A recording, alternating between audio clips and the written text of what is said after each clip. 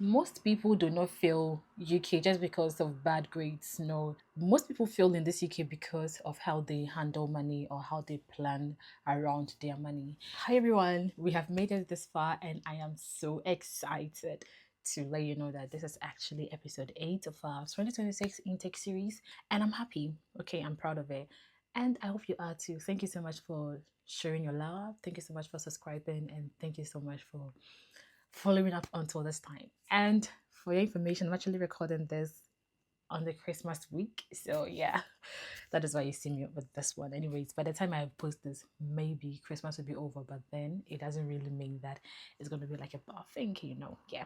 Anyways, let's dive in. Don't play with it, don't be dishonest. Ay, still not understanding. This is episode 8 of the 2026 intake series. And in this episode, we're talking about the budget breakdown. I mean, how much you need really before you travel to the UK in 2026. All right, so let's dive in.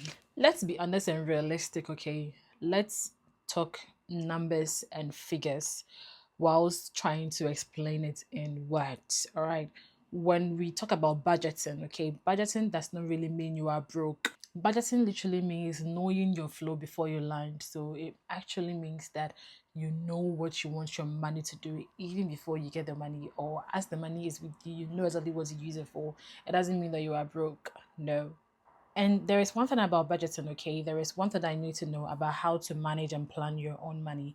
When you know when you are receiving a money, or when you know when a money is supposed to leave out of your your coffers, all right, you move in confidence because you know exactly when to use your money for something that you need to use your money for. Okay, so there are some things that you need to do even before you travel, and then there are some things that you need to do when you are here already. Now let's start from the things you need to know even before you travel.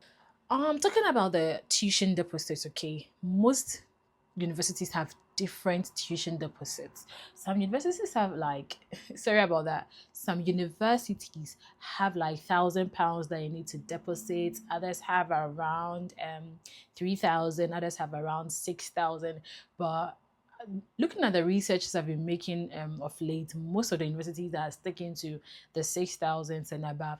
And to me, I personally feel like it is a very good thing for you, because if you're able to pay more of your fees in your home country, and when you move to the UK, it becomes very easy for you to sort the rest out. Because imagine you're supposed to be paying like £16,000 and you pay only like £3,000 from your home country. That means you have almost a year to pay £13,000, which is not going to be easy as compared to somebody who only has to pay about 6,000 because the person has already paid, let's say, um, the majority of the tuition from the home country. Do you get my point?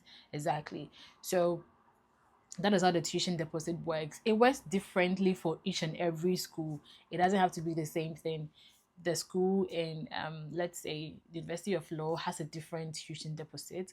University of Sunderland has a different tuition deposit depending on what they want. Okay, on the school, depending on the school policies. Most of the times, before you even proceed to get your cast letter, all right, you need to have paid all your tuition deposits. Most of the casts are issued right after your deposit has been paid. And like I said, it also differs from each and every university. So we would have to look at each and every university and then treat it as an individual entity. Okay.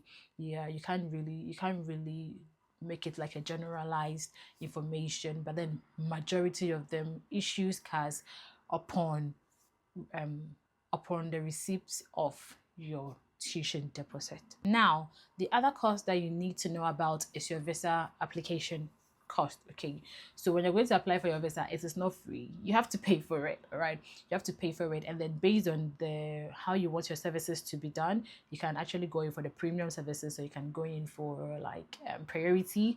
You can also go in for the standard ones, and then all charges apply at various stages depending on the one that you choose. If you're coming from Ghana, I don't really know of other countries, but then most of the most of the countries might be eligible to do like a TB test.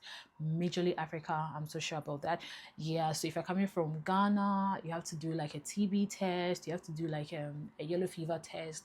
All of those ones comes in as the cost you're supposed to take and find out from. I recently realized that Kumasi has an opening for TB test, and you don't have to necessarily go to Accra just to have your TB test done. You can do it in Kumasi if you're coming from Kumasi. All right. For the prices, you have to check their website. I'm going to leave the links of the TB test that you need to do in the bio so that you can have easy access to them. When you're paying for your visa application fee, all right, there is something that we call the health surcharge. The health surcharge is something like an NHS, but this UK, what normally happens is that even before you pay for your visa application, in most cases, you're supposed to also pay for your health surcharge. So if you know you're coming to stay in the UK for like 5 years, you have to pay your health surcharge for 5 years. If you know you're coming to stay in the UK for like 2 years, you have to pay your health surcharge for 2 years. So for a student who is only coming in with a student visa, which is only 1 year, you have to pay your health surcharge for a year. And then if you're doing post-study, that means you're going to pay your health surcharge, like 2 of your health surcharges plus your visa application fee. And don't forget that you need to pay for your flight. Okay, it's not free. All right. So your flight is also something that you need to calculate for. Right? You need to know how much you're going to pay for. Now you can check your flight from different airlines. Okay, you don't have to fix on one. You have to be checking the prices when the prices are going down, when you are ready to come. Just anticipate the timing. Okay, so even though you have not already submitted your visa application, you know the time you'll be coming, so you can actually look at those times, and then if you can book in advance. That is if you know that most definitely you're going to receive your visa. And then sometimes you should also book flights that are refundable. All right. Yep. It also helps you a lot of times. Most of the times, even if you don't really know your actual time for coming, you can save that slot until you know that you're ready to let go. All right, it saves you a lot of stress, because let's say you have your visa in and then you have only 2 weeks to come, or like a week to come, and then you do not have your flights booked. It can really make you stressed. All right, and then a week to your flying is like a peak time. All right, so you don't want to get yourself in that mess, so you just have to be checking in advance to see the available slots and all of that. That is something that you need to know. And also another thing you have to really consider is your accommodation. Like I've told you a couple of times, if you want to have like a peace of mind traveling everywhere, where be able to do with Tibet, so very important. Where you're going to stay, where you're going to sleep is very important. Make sure that you are looking at those things even before anything else. All right, the moment you get your deposits, you pay your deposits, you have your cars, and you're working towards your visa application, and you're working towards your visa, you need to get an accommodation. All right, even before you pay your initial deposit or something, you need to make sure that you have a place you're going to stay. So the accommodation as well, you need to most of the times pay for initial deposits if you have already checked and then you know where you're going to be staying. All right, if you haven't watched any video on accommodation, that has been sorted in the previous episode before this one, so you can feel free to watch episode 7, where we spoke about the accommodation breakdowns, what you need to know and understand regarding accommodations. And at any point where you find it's difficult or where you need help, Kyewa Global is here to support you at all times. One advice to you is that if you don't plan, you'll be a little bit like messy. You would be so confused. Okay, I don't want to see you in that situation. I don't want to see you in that state. So please take note of these pre-travel costs.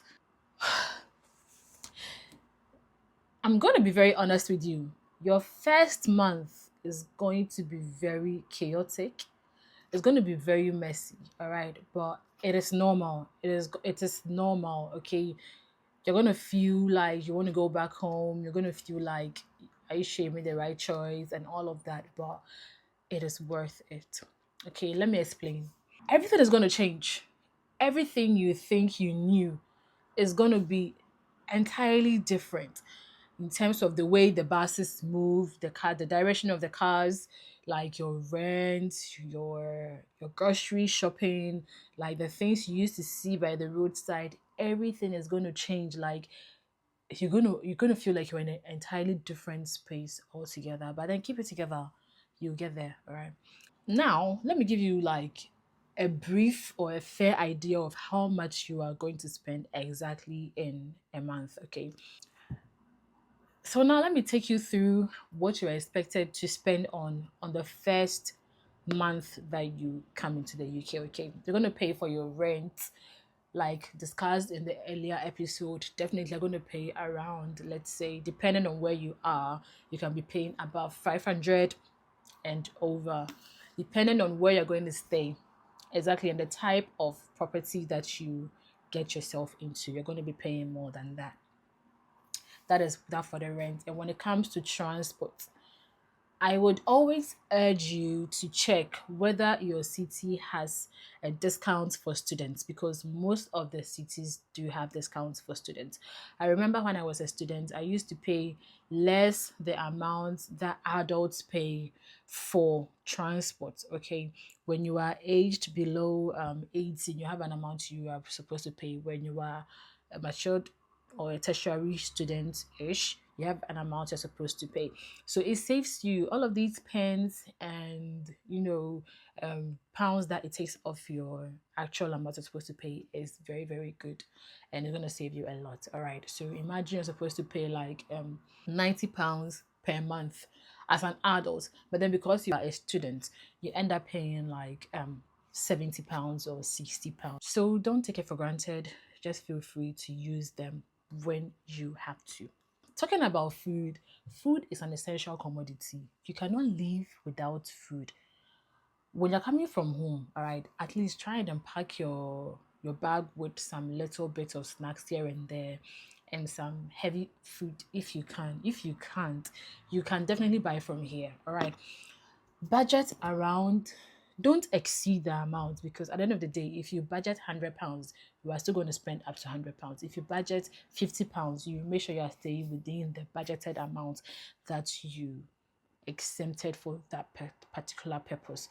All right. So you take yourself to a budget you know that is going to be okay for you. So as a student, you are most definitely going to be spending like, let's say, £50 to £60 of food in a month. That is if only you budget as well. But if you buy outside a lot of the times, that means you will not be able to meet up to this, because if you're buying every day every food for like a £10 or £20, that means £100 in a week, or let's say, yeah, £20 per day, £100 in the week, and that is almost £400 in a month, of which you do not have that ability or the luxury of money to spend on buying food from outside. All right, that is just for you to know.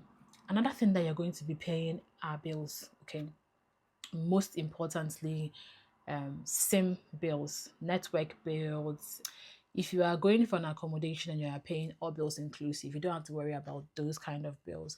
But if you are looking forward to be using your same cards on the contract, same buying airtime, Wi-Fi, and all of that, you definitely have to be paying bills. So you need to consider all of those things. Okay. Another thing that you need to get yourself is, when you come to the UK and then you are living in that accommodation, I would advise that you don't buy your pots from home. Okay, when you come here, come and buy your pots, because I had that same issue where I thought a pot that was given to me by my beloved auntie would help me cook, but I think it was inductible or something, and I couldn't use it, unfortunately. So I had to keep it until I moved out, until I was able to use that particular pot. I had to go and buy a pot that will fit the cooker I had as at that time. Okay, so I would advise that you don't buy the pots yet until you have gotten to that destination where you know that you can cook. Check your pot, check your cooker to know that it is compatible.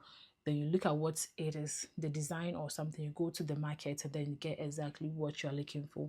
You can get these pots from B&M. You can get them from a lot of shops. Okay, anytime it comes to me mentioning days like this, I always go blank, but then you can get them from almost everywhere. Like I said, your first month is going to feel heavy, but it's normal. You're going to get through it safely and soundly. One of the things that you also need to know is that you need to be able to adjust to the environment, okay? And then in your first month, you need to kill that pressure of, I'm in the UK, kill that vibe, like be focused, or else you will end up overspending. And don't live your life as luxurious. Live your life as you're on a survival mode. It's gonna get to a point where the luxury of life would come to you easily. But then for now, you better be on a survival mode, because that is what your life needs right now. You are not in any competition with anybody, so you just be on that mode until you know that you are ready to make the next move. So when it gets to a point that you feel like everything is falling apart, just take it easy, take in a deep breath and feel free, because the thing is, money would come, money would go, but then if you plan properly with the money that comes, the money would stay. I hope this video was helpful, and please feel free to share it to anybody that you know is traveling abroad, anybody that you know is gonna need this, and even for yourself, okay? My name is Adwoa, and I will see you in my next video. Until then, au revoir.